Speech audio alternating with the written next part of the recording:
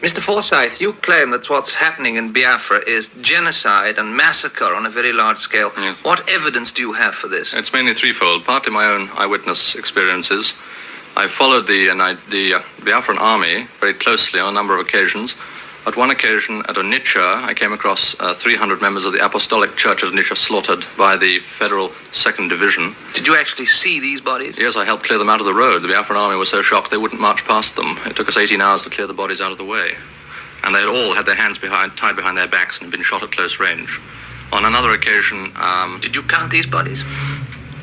Personally, one by one, no. The estimate was 300. I think it was probably a fairly fair estimate. They were piled as high as a man's shoulder, like logs stacked on the roadside.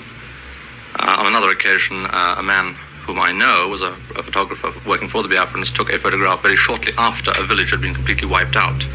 And you can see still the bodies lying around the market square where they were shot down.